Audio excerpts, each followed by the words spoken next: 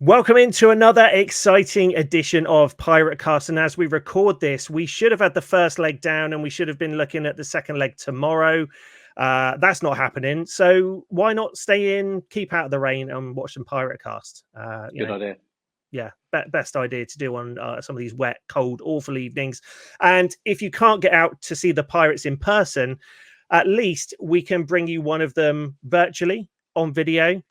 We have the newest member of the Pirates team. He's been with us for a little while now, but we've not spoken to him before.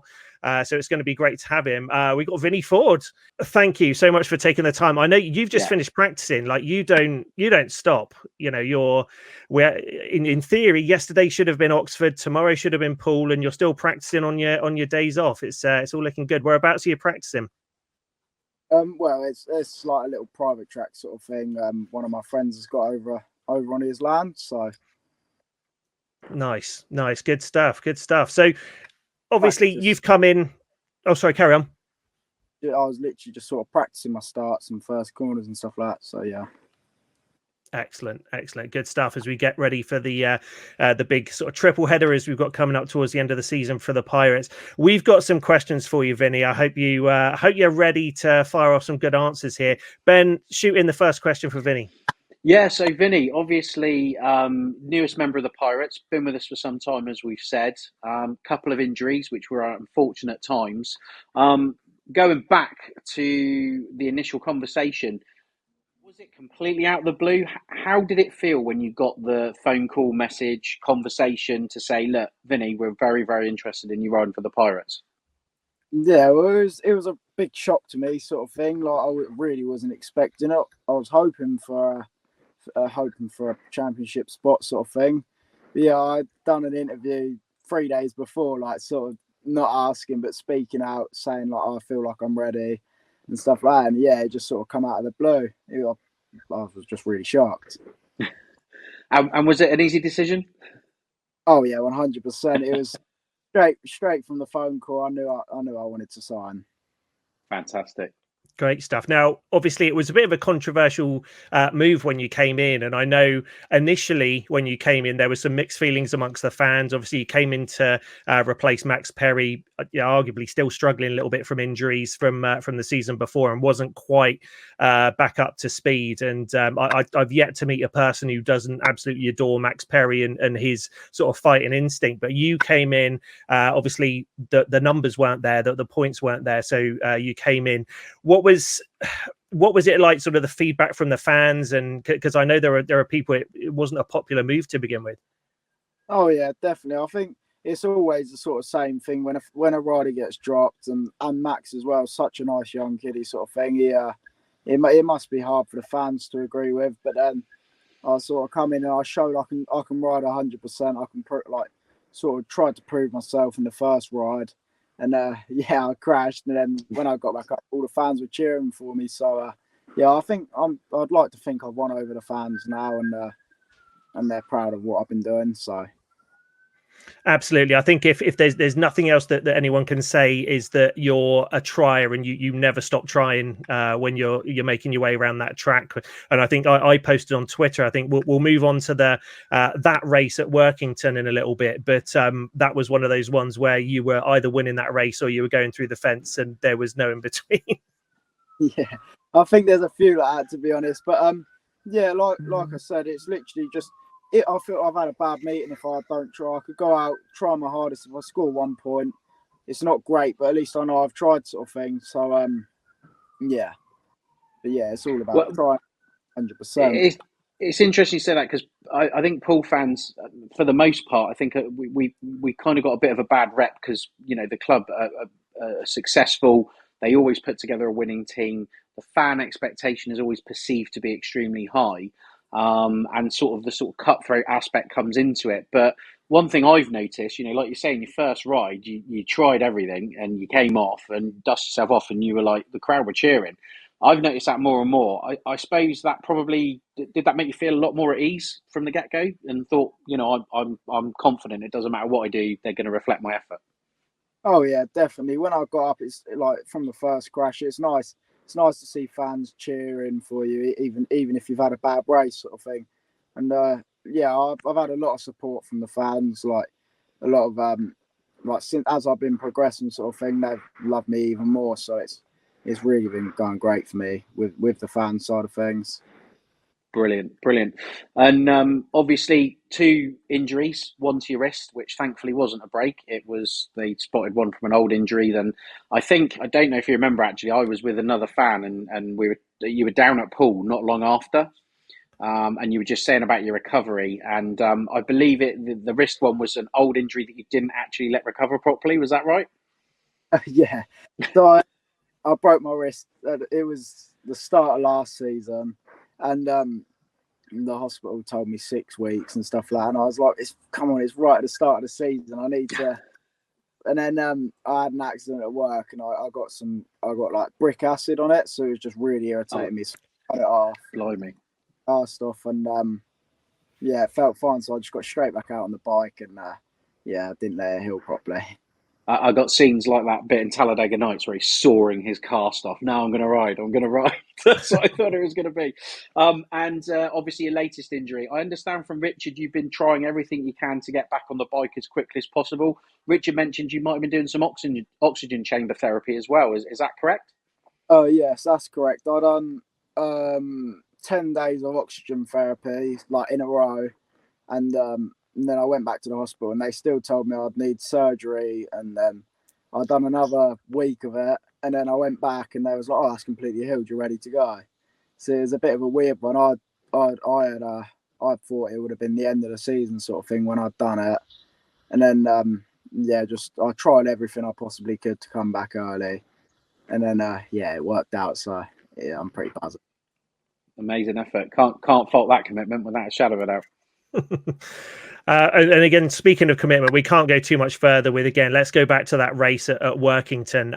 I love the look of the Workington track. Obviously, it's relatively new. It's got some really great racing lines. And I think as Speedway fans, certainly when we're away from home, we tend not to expect too much from the reserves, pick up 2 or 3 points and we're happy with that. And then you come out and chasing Jason Edwards for that whole race, and then start to move out a little bit on the last lap, and around that 3rd and 4th bend of the last lap, absolutely blast it around the edge, just hanging on for dear life, and managed to pip him at the finish line. How was that for you? I mean, you were right on top of him the whole race, and then how did that feel for you? Oh yeah, it was a right buzz. Like in the first few laps, I thought I was trying absolutely everything I could. And yeah, and I just see he was sort of predicting me to go tight every time. So I thought I'll give it one blast out in the dirt. If it doesn't work, at least I've tried. So yeah, I sort of done it, and then it picked up, and I thought I was going to crash. So I was sort of just holding on, waiting for it to happen, and I just managed to pass him. And then what a buzz it was! Like, even the team were all happy, and yeah, it was just amazing feeling. Brilliant stuff. Again, the commitment there. We were doing pretty well at the time, and as a team, and it was one of those things. We'd have rather you sort of stayed in second and stayed on the bike. And if you'd have been injured, we'd have been like, why did you take that chance? But it all worked out really well, and yeah, fantastic ride. That's going to be one that's on the highlights for ages, I think. Yeah, hopefully. I mean, yeah, I think it impressed a few people, and it was definitely a big surprise as well. Like, surprised me, and I'm sure it surprised a few of the riders and management as well. So yeah, it was absolutely awesome. They all don't go that way sometimes. But it is rides like that that can catalyse things and just keep the team going and buoyant. The rides like that, I think, are as much motivation as a decent, team talk at the interval. So hats off to you for that effort, because even on that last bend, I thought, he's not going to get this. He's just not going to get it. And then just out of nowhere, straight over the line. Brilliant. Absolutely brilliant stuff. Now, it's getting to the business end of the season. Pirates are still in to do the treble. First in the line, well, actually not now anymore. First in the line was the grand final, but how exciting is it? First championship season, you're in the league grand final. What are your thoughts about that leading up to it? First season and first final, you can't ask for any better than that.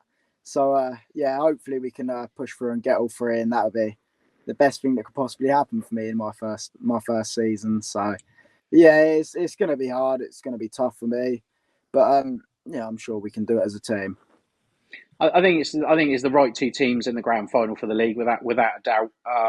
Obviously, Oxford extremely strong. I think over two legs it's going to be particularly tight. How do you find the Oxford trap? Because I can't remember if you've done a full meeting there or whether you didn't do a full meeting there. I'm not one of the greatest fans of Oxford track. Yeah, there's always room for improvements. Like I could go there and anything happens in Speedway, I could go there and I could really enjoy it this time.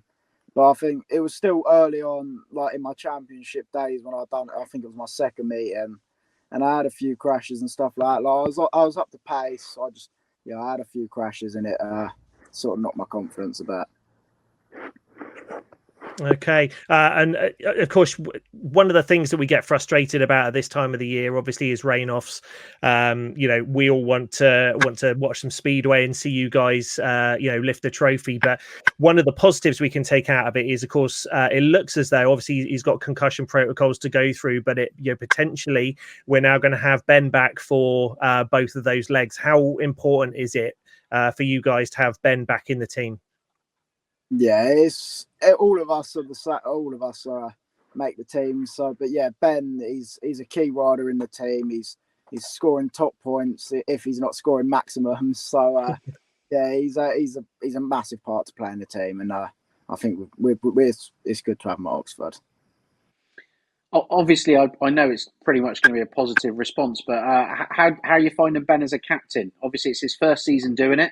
I know he felt the pressure on his shoulders. I can see him always talking to the guys in the pits at home. I've seen it on the televised meetings as well and on the streams. How are you finding having a rider like Ben as because he's still relatively young as the captain of the team? Yeah, it's been really good. Like Ben's helped me out massively with just the starts and even riding sort of thing. He's a massive icon to the team, and you couldn't ask for a better captain. Amazing. Excellent, great stuff. Let's move on to some of the fan questions now. We've got a few of them. First of all, Liam Smith messaged in and said, similar to one of the questions we asked earlier, but how good would it be for you, and how much of a highlight would it be for you to go on and win the treble in your first season with Poole? Yeah, it would be absolutely amazing. Like I said, I won the National League with Leicester as well. So if I can win every title that I could possibly get up for grabs in one season, that's all you can ask for. And I'll be absolutely over the moon. It won't be a season to forget. Absolutely. Definitely one for the CV. We've got another question from Clive Tyres. I'll sort of rephrase it a little bit. You've got some familiar faces we've seen helping you out from occasional meetings. We've got a regular nemesis to Poole back in the day, Dave Norris. I know that he works very, very closely with you, and we've also seen Eddie Kennett helping you as well. Are you having them on side for all the finals? Are they able to be in your pit bay? I'm not too sure quite yet. Obviously, I've got a new mechanic as well, and he's been helping me out massively. But Dave Norris, he's been absolutely amazing to me, helping me out with advice, setups, and just anything I need, sort of thing. And then Ed's been absolutely amazing as well.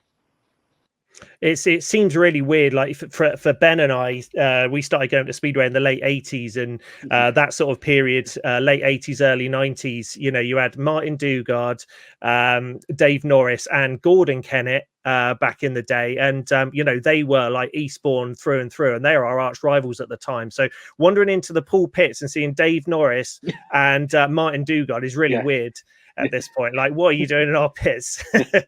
So that's a bit weird, but it's great to have those guys. They've got a wealth of experience, and great to see him helping out the team.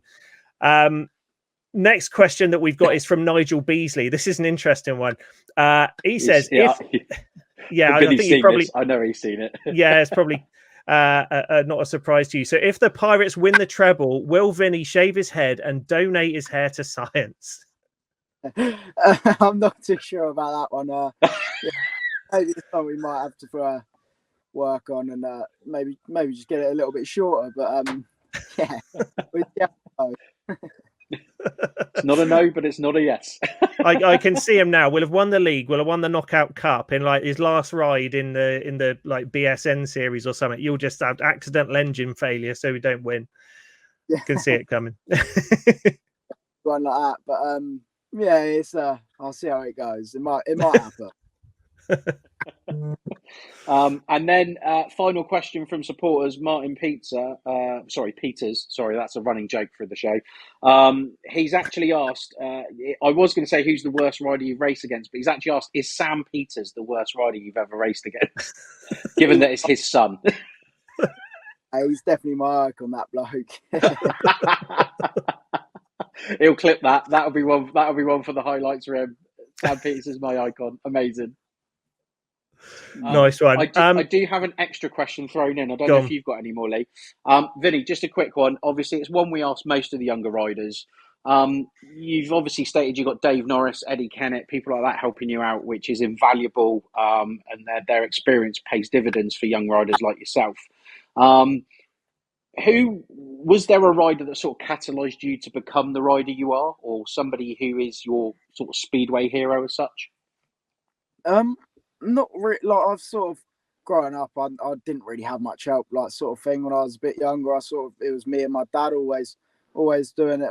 Obviously, you have riders giving you tips and stuff like that. But yeah, I'd say it was more me and my dad. But then you got sponsors as well, like main sponsors. I got a bloke called Paul Hubbard to help me out absolutely massively through my whole career, and Sean Wilkinson's done a good bit as well this season. So it's been absolutely amazing. And then yeah, I got many more sponsors that help me out today. Brilliant stuff. Last question from me, actually, and we, as we get to this this point in the season, we do tend to start asking riders this. Obviously, we're still in the thick of things with the 2024 season, and you don't have to give us any spoilers or anything like that, or any leaked information. But have you started thinking about 2025? Have you had any offers? You know, where you're looking to be, and what are your plans for 25? I still don't really have any plans. I've had a few offers, but yeah, nothing made yet, and it's still sort of yeah, I'm still open for options, and yeah, I'll just wait and see how it plans out. Excellent. I'm sure 3 medals around your neck are going to be, or 4 if you count the National League as well. That's going to do a great deal of stuff in your favour to get you set up for next year. Vinny, thank you so much for taking the time. I know you've literally just finished practicing and we're in the van at the moment, as you can see. So thanks so much. I've got a big feeling that you're going to be a huge part of the Pirates team in these next few weeks, leading into these finals, and you know, hopefully stacking in the points down there at the bottom end of things. Any words you want to say to the fans who have supported you at Poole so far? Yeah, like everyone at Poole, I'd like to say a big thank you to all the fans, supporters, and even the guys that run it, the management as well, sort of thing. It's been an absolute pleasure riding this season. So brilliant stuff. Hopefully it's not the last, and again, we'll get those medals and fill up the trophy cabinet for you. Vinny, we'll see you down at Wimborne Road for the next few weeks, hopefully rain permitting, and have a great night. Have a great drive home. Lovely. Thank you very much. Thanks for having me. No worries. Cheers, Vinny. Thank you. Take care, buddy. There we go. There we go. Hey, I've got that right. That's cool. That works. So thank you. I'm doing that again. Thank you very much to Vinny for joining us there. Again, it's with the speedway riders, you kind of think that it's you know, it rained off Wednesday, rained off Friday, he's going to be sat around twiddling his thumbs. But no, his one day off in between those two, he's off doing practicing and stuff. So and we have done our first interview in a van. Closest we've come to that is Danny King. What happened with Danny King? He was in. We nearly had to do it in the van. He was literally. That's right. Away meeting. It was just before an away meeting. Wasn't it something to do with Steve Worrell? Steve Worrell was coming down to pick him up or something. Yeah, something like that. And we almost had to do it in the van. And he's like, "Can we do it in the van?" I'm like, "Not sure. Probably not best because of if you've got the strongest, if you've got the strongest mobile coverage known to man, yes, okay, we'll do it in the van." I mean, thanks to Vinny there for using his mobile data, and couldn't quite get the camera sorted for the landscape mode. That wasn't playing ball, but at least we got him. So that's the thing. Absolutely top lad, and really good. I do hope he forms part of the Pirates sort of backbone for seasons to come. Yeah, totally. Okay, so I think we were initially looking to do some sort of preview of the playoffs, but I think at this point we can probably leave that another week. Once we know riding orders and all that sort of stuff. Obviously the lineups are going to change. Potentially probably we've got Ben back for the final. Hopefully. Oxford's lineup may change as well, depending on what guests they've got or if any of their riders are going to be coming back. So I think we probably best leave that to as close as we can for the playoff finals. So really, there's only one thing left to do, and it's the pirate joke. And the only reason we're doing this, I nearly forgot. But Ben said, I wish I hadn't said anything last week either. Before. Sorry. It was Nigel's fault. If you want to complain about me doing these pirate jokes, all hate mail can be forwarded to Nigel Leahy at Poole Speedway. I don't agree with his viewpoint on this feature, but that's the best part of the show. Yeah, I'm a bit offended about that actually. He really misses it. Not us talking nonsense about Speedway. Misses the pirate joke.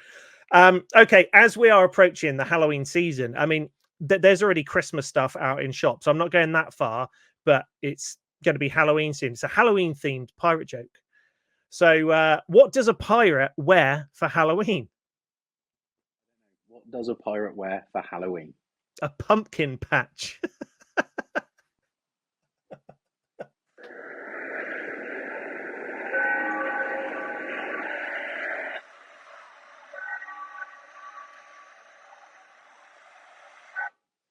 Did you hear that? No, didn't hear a thing. That was awful. That was a dreadful one. PirateJokes.net, everyone. If you want more of these awful pirate jokes, they're right there. They're right there. And you can refresh the page and that's got 3 out of 5 stars. Yeah. I think it's only or the website.